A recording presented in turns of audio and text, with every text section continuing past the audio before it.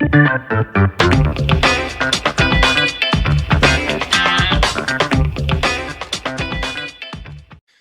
and welcome to another episode of the Real Estate Investing Club. I'm your host, Gabe Peterson, and this is the place investors go to gain actionable advice, learn about current market trends, and hear war stories from other professional investors out there in the field today. Before we get started, I have two quick housekeeping items for you. First, if you like this episode, we would very much appreciate a like, subscribe, and share. It is the best way to support the show and keep it running far into the future. Second, if you're a new investor looking to get started in real estate or an experienced investor looking to take your investing to the next level, I've created an ebook just for you that will cover how to find deals that are actually deals, how to finance those deals with little to no money down, and how to exit those deals for maximum value. On top of that, I throw in an insane amount of free bonuses that you'll have access to once you buy the ebook. All I charge is our admin costs to keep this show running. So if you're serious about real estate investing and want to create both active and passive income as an investor, head on over to the website at therealestateinvestingclub.com and click on the button that says get the ebook in the upper right-hand corner to grab yourself a copy. With that said, let's dive right in. Today we have a very special guest with us, ready to drop some investor knowledge on you. So buckle up, grab your pen and paper, and enjoy the ride. All right. Welcome back to another episode of the Real Estate Investing Club. Today we have Spencer Hilligoss with us. Spencer is the CEO and co-founder of Madison Investing, a real estate investing firm specializing in syndications and funds. As a passive investor and active syndicator, he understands the unique challenges that busy professionals face when starting out on their REI journey. Spencer's mission is to arm investors with the know-how they need to make confident investment decisions tailored to the individual life goals. I love that intro, Spencer, because it sounds like you've been through it. So Spencer, thank you very much for hopping on the show. It's a pleasure having you here. Yeah, thank you, Gabe. I'm really excited about the conversation. So let's dig into it. Let's do it. And before we get started, I want to let everybody know Spencer is in a construction zone. So you might hear some background noise. We're going to roll with it if that happens, because, hey, this is real estate and that's what happens. We live in construction zones. That's right. I mean, we can always say we're building a wealth plan in the background or something corny like that, right? But, yeah. There you go. Literally putting in new pipes in the street right in front of my house. So thank you for bearing with it. All right. I told you before we got on here, we always start with stories. We like hearing how people kind of got from point A to point B. So why don't you give us yours? How'd you get started in real estate? Yeah, I kind of had a slingshot experience over the course of about 15, 20 years. I was born and raised in a real estate household. My dad was a broker for 30 years, residential. I live out here in the Bay Area, California. A lot of folks call that Silicon Valley. The cool business here when you're growing up is tech companies. Yep.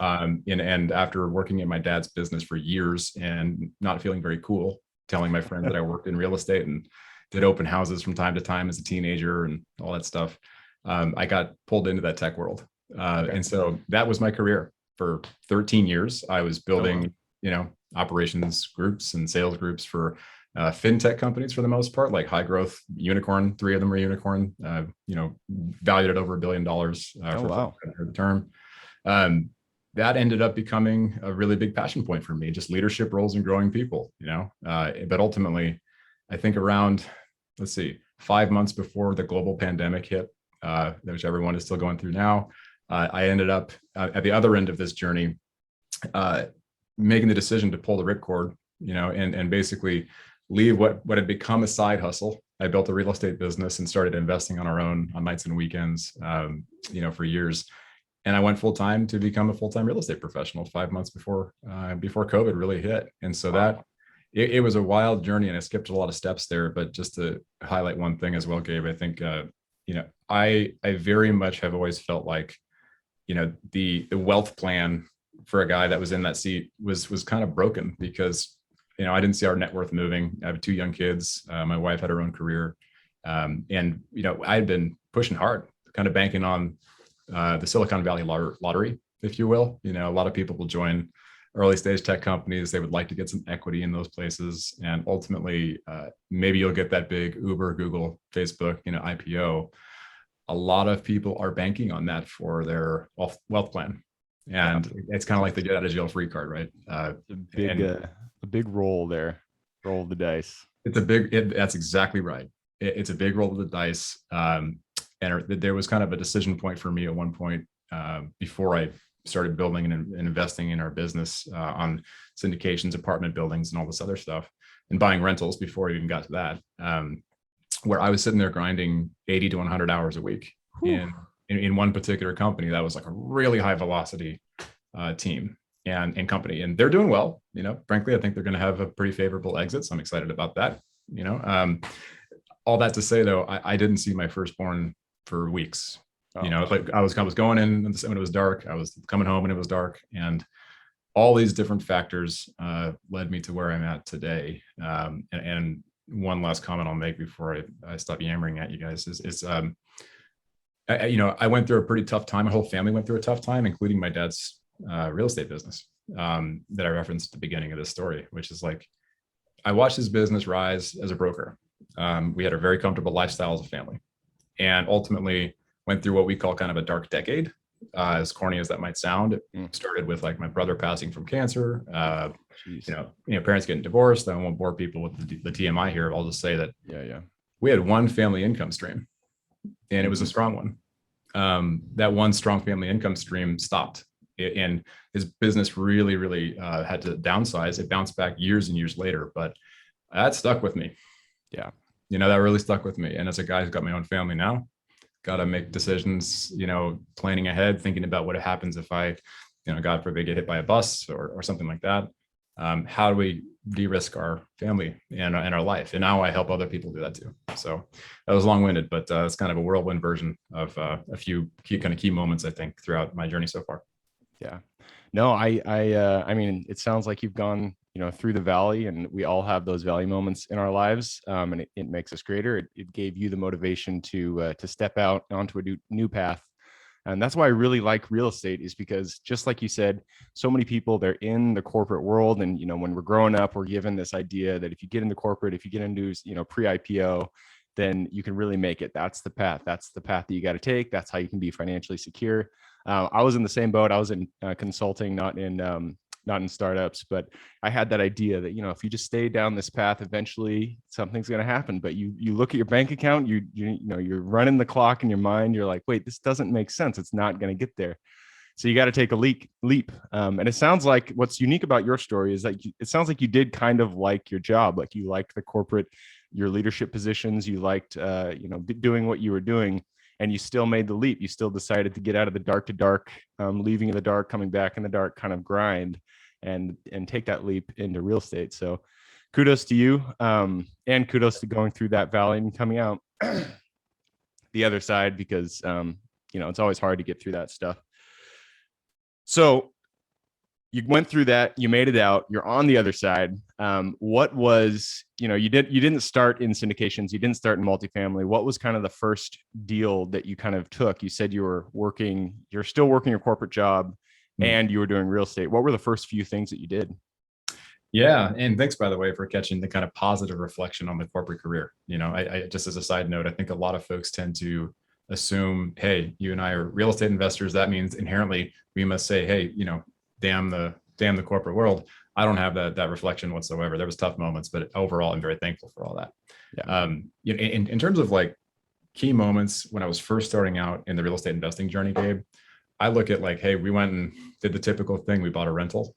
Everybody gets there. Everybody has to somehow start there, right? And it's where we typically associate, before we're more familiar with this stuff, investing in real estate. You buy a single family property, you maybe buy and hold it, and maybe you get a property manager on it. That's exactly what we did. We still own that property now. Oh, nice. I think that what is a good learning about this example, and I'll share this particularly for the folks that are on the West Coast, in major populated areas. So I'm in the Bay Area. We bought this property a number of years ago. I didn't understand the value of something called just cash flow. Oh yeah. And it sounds so simple to you and I now, but like, I just didn't get it. And we bought a $430,000 duplex in Vallejo, California, still own it. And has it appreciated? Yes. Did I know how to plan for cash flow? No. So what does it make per month? $200. Oof. And so that's a growth play. It's a long buy and hold, and I'm thankful that it's where it's at now. but we could absolutely could have done a better play if we're talking about building income streams. And from there, got more comfortable buying sight unseen, built a modest portfolio in the Midwest. We got only Great. I love hearing that. Yeah. Yeah, I mean, it's 5 single family homes, and then we ultimately sold those just earlier this year. And so we kind of went through these 3 logical stages. The way I think about it, it was like, we're not comfortable buying sight unseen. We're not comfortable putting money into these deals with strangers. Let's go buy something we can do locally. Wasn't a smart move, but hey, long-term it is. Did the single family home turnkey thing, bought those rentals in the Midwest. It was good. It was more headache than we wanted. And then we were like, there's got to be something better. I mean, it's got to be, I'm not anti-rental at all. I'm actually very pro-rental. It just has to match our goals. And right now, we have 2 young kids. We have a full life. And I don't want to keep scaling up on single families because it just was more overhead than we wanted. So, we started investing as LPs or limited partners in private deals, like apartment deals specifically. And now that's been a great experience early on. It went so well. Started talking to my coworkers about it, when I was still in the W-2 world. And then we were just like, wow, this is like seeming to really resonate. And we were just organically having conversations with folks because they were curious what we were doing with our own capital. And that's how I ended up deciding I'm not going to go move to a cash flow market, to a Sunbelt market, which is where we like to focus these days for Madison Investing, which is our investing group. We like to stay here in the Bay Area for now and play to strength and partner with folks who are, experienced asset managers. And so that's what we do. We invest in these things with our own money. We find deals that we like, find people that we like working with, and then ultimately, if it works out, maybe we'll end up doing some more stuff with them later. Cool, man. I did not, for some reason, before we got on the podcast, I was looking through your bio. I did not click that you focus on the LP side, not the GP side. That's great because I haven't had somebody on here who really focuses only on LPs. So, but before I jump into that, I did want to kind of touch on one thing you said earlier.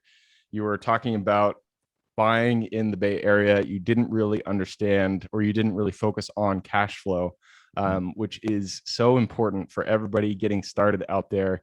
Cash flow is king, in my opinion. But there's also the fact that appreciation in coastal cities is absurd. So you can successfully invest in the coastal cities without experiencing cash flow. But cash flow, man, you got to have it. Like, in my opinion, it sounds like that's why you moved into the Midwest, is you were looking for the cash flow. I've bought a few properties in like Arkansas and Texas and stuff, and cash flow is so much better than up here in Seattle. So makes a lot of sense to me. Yeah, $60, $60,000 purchase price is quite different than the Bay Area and the West Coast standards in general. Yeah, for sure. No, so that's cool. You were in single family. You did the single family thing. You invested in high purchase price markets. The West Coast and the Bay Area. You invested in low purchase price markets. Sounds like the Midwest somewhere. So you have that, both of those experiences. It sounds like you did long, out of state investing. You did sight unseen purchases, which is very unique. Not a lot of people do that. But ultimately, LPs, putting your capital into someone else's project is the model that kind of fit with what you're looking for. So tell me why did you decide to do that? What I know you kind of touched on it. You didn't really like the single family rental model of doing that work of managing that portfolio. So go a little bit deeper. Why LPs? Why putting your money into somebody else's project? Yeah, and I do want to just call out up front again for folks that it comes down to goal setting. At least that's a realization that Jennifer, my business partner, as well as my wife, have come to, which is, for some folks, they don't want or need cash flow, but most of those folks are very far along, typically high net worth, or they're in a really highly paid profession, and they're okay just not getting that income because they don't really need it.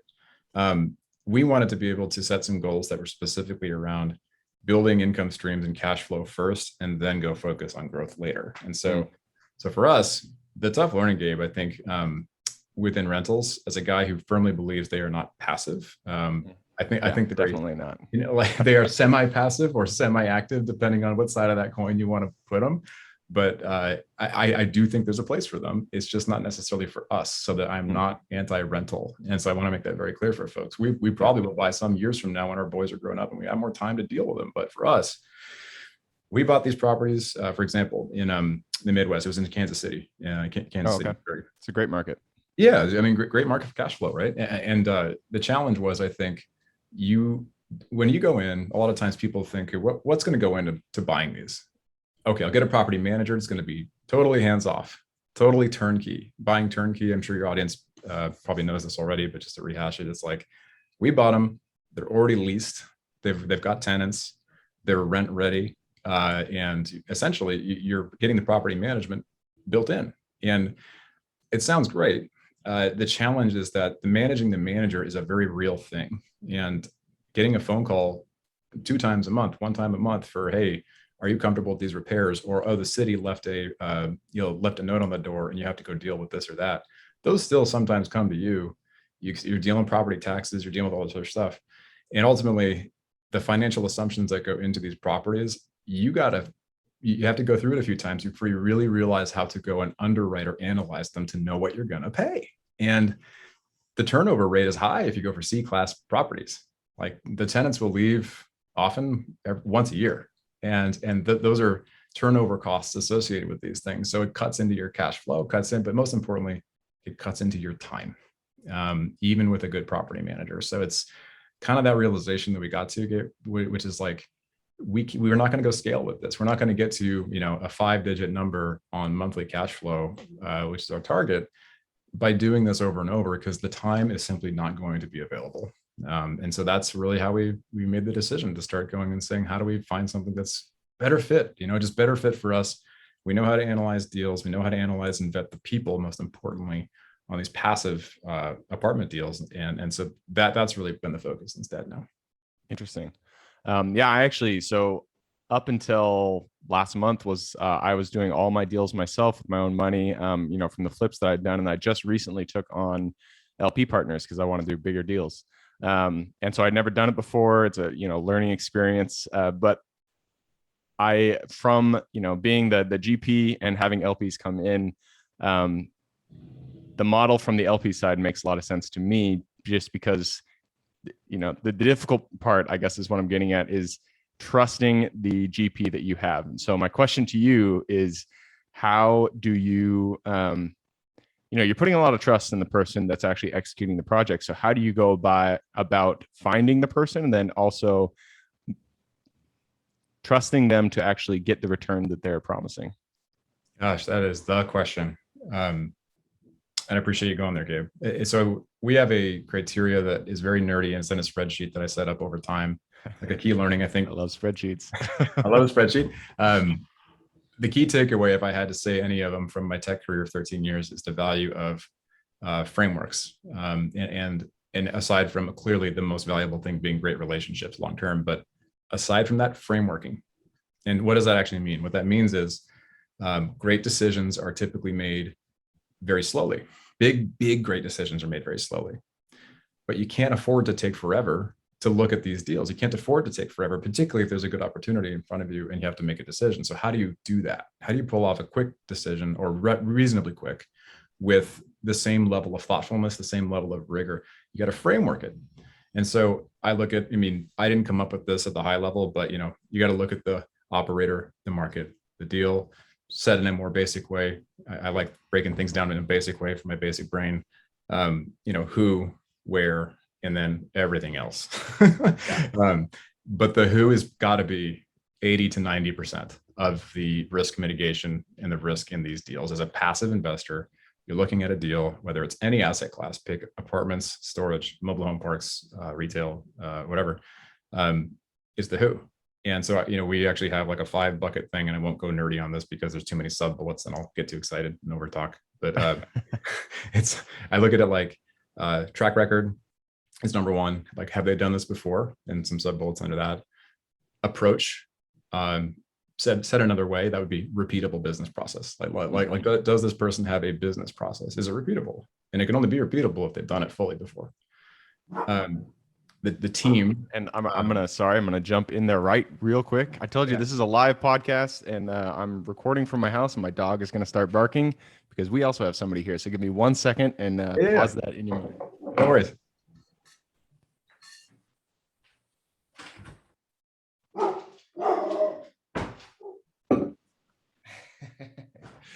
All right, Good visitor. we have a basement below, and we're getting a rat problem taken care of. And my dog, I swear to God, anytime somebody comes in the house that's not me or my girlfriend, he goes crazy. So, all He's a right. pest So I controller. interrupted you. You were talking about your 5-point framework. Keep going. Yeah. And I don't want to bore people with it too much. I'll just say, so we look at number one, track record. Number two, approach. Number three, the team, meaning like there's some stuff within that configuration of that GP team or the operator. The partners, like do they have areas or swim lanes or specializations, or are they trying to? Everyone's doing a little bit of everything, right? There's a bunch of other ways to look at that. So that's number three. We look at communication. How do they communicate? Is it modern? Hopefully, and I really hope I don't offend someone with this, but I might offend that one person out there who still has an AOL.com address.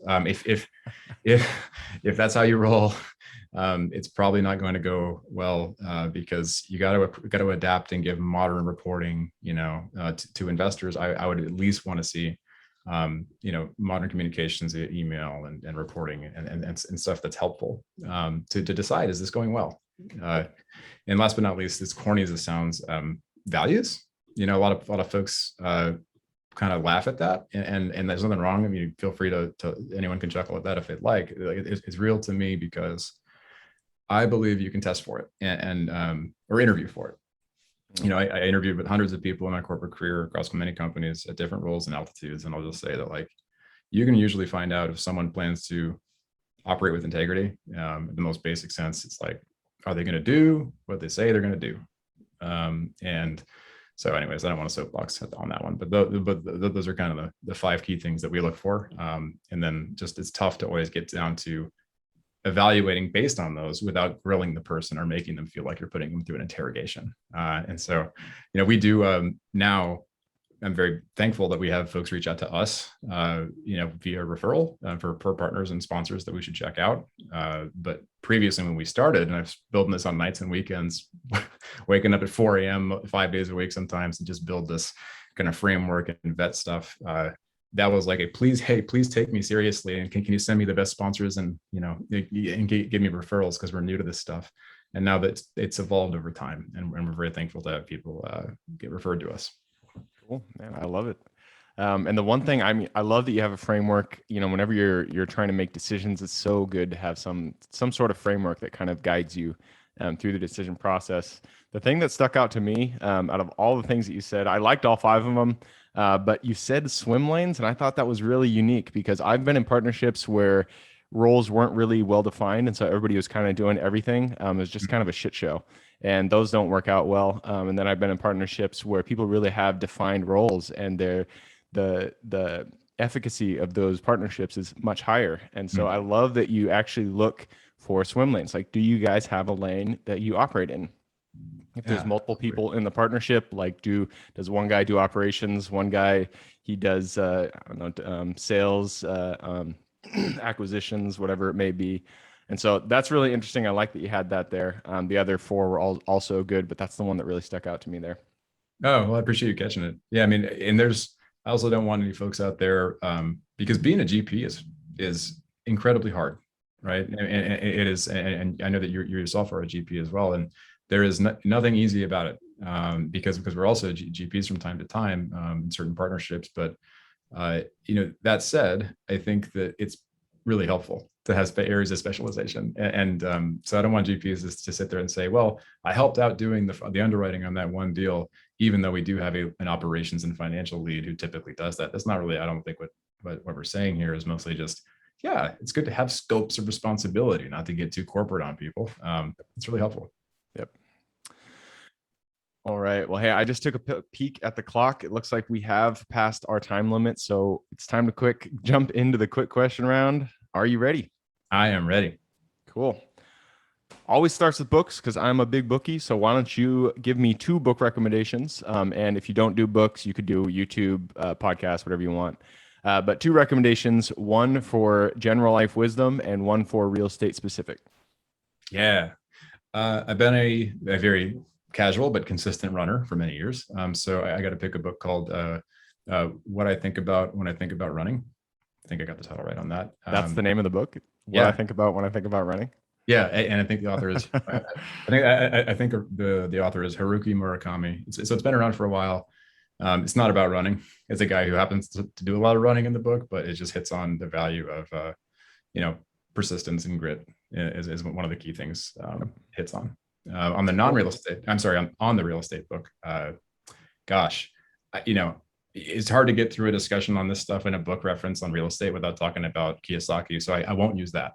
I will say I'll have to pick Gary Keller's book, The Real Estate, The Millionaire Real $1 Estate. million investor. Yeah, that's a good You one. know, always a little curious about the titles chosen, but I'll say the content is outstanding. And it's really, really helpful and applicable, even if someone doesn't care about the real estate stuff. It's just got great visuals and great principles and all that stuff. So those would be my two.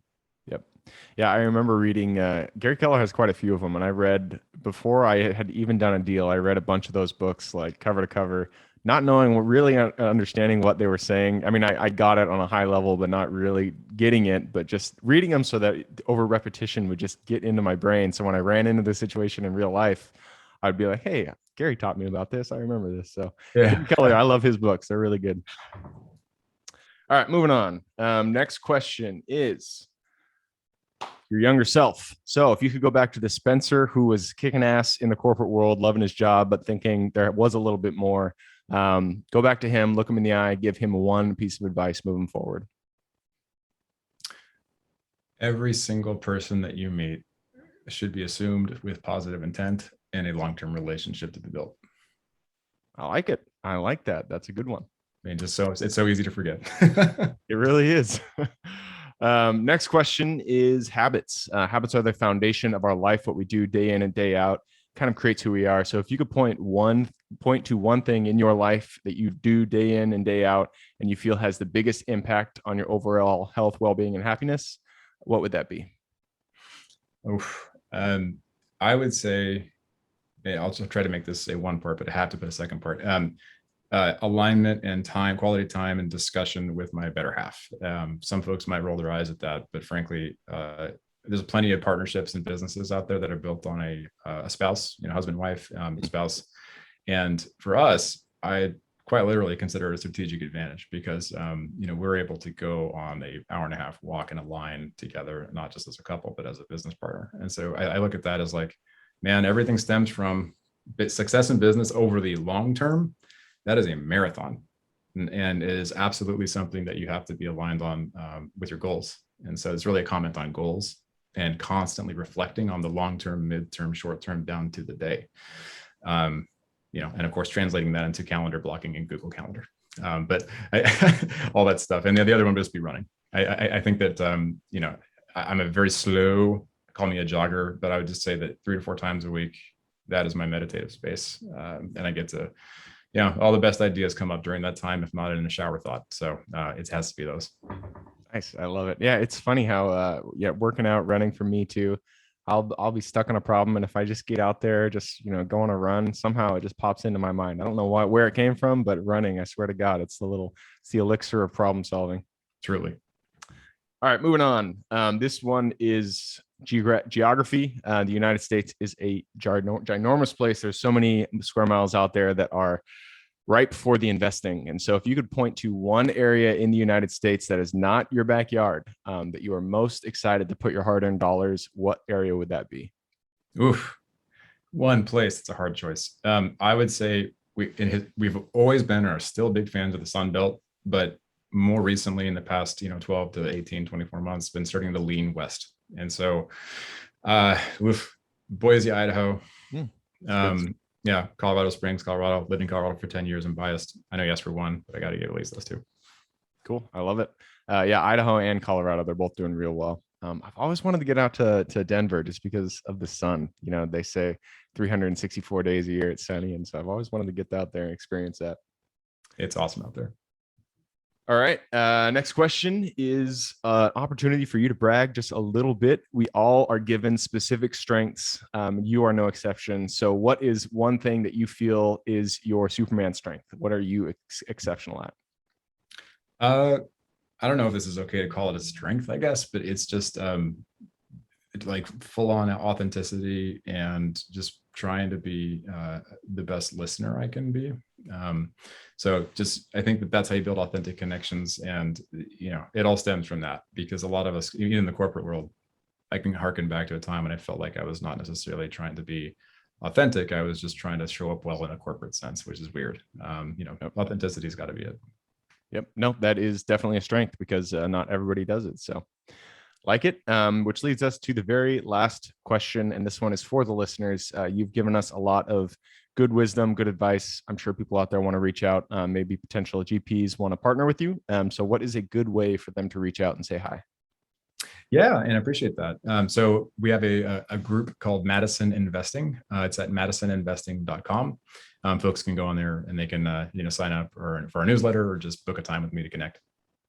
Perfect. And that is madisoninvesting.com, MADISON, investing.com. I will put that in the show notes. So if y'all want to just click the little, I think it says more in the description. It'll pop down the full description in there. You can find the URL, click through and say hi to Spencer. Cool. Thank you. All right, Spencer, it's been a pleasure having you here. So thank you very much for hopping on the show. Yeah, Gabe, this was awesome. I really appreciate it. And I like actually seeing the pets join us as well. we have some that join us all the time. A little cameo from my dog. Yeah, that's awesome. Thank you so much. All right. For everybody who's here with us today, thank you guys for showing up. You are the reason we do this. So if you guys have any questions whatsoever, reach out to me, Gabe at therealestateinvestingclub.com. Other than that, hope you guys have a great week. Keep rocking real estate, and I look forward to seeing you on the next episode. Thank you for joining us for another episode of the Real Estate Investing Club. I hope you guys enjoyed the episode as much as I enjoyed putting it on, and we're able to pull some actionable advice that you can apply in your own investing today in the field. Before you go, we have a gift for you. If you're a new investor looking to get started, or an established investor looking to take your investing to the next level, I've created an ebook just for you, available on our website. This ebook will cover how I was able to create both active and passive income in real estate with very little money to start with. In it, I will address the 3 most often cited obstacles new and veteran investors run into by showing you how to find deals that are actually deals, how to finance a deal with little to no money down, and how to exit those deals for maximum value. And if you get the ebook today, I am throwing in a bundle of bonuses, 7 of them to be exact. The first one will be the off-market lead generation blueprint, which will take you through the exact systems and processes we use to generate off-market leads like clockwork, which is the most important skill when it comes to creating wealth in real estate. The second bonus is the A to Z REI systems and vendors guide, which will allow you to peek under the hood of our business and see the exact tools, systems, and even the vendors we use to see the success that we do. And the third bonus is the top 100 best performing keywords pack, which will give you the exact keywords we use to target motivated sellers online using PPC ads. The fourth bonus is our contracts bundle for wholesaling and renting real estate, which will give you access to all the contracts we use in the field to execute all different types of transactions.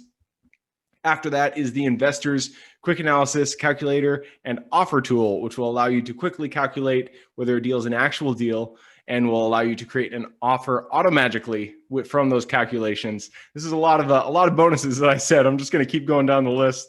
Number 6 is the Investors Daily Success Tracker, which is a tracker you can use to ensure you are taking the right actions day in and day out to reach your financial goals in real estate.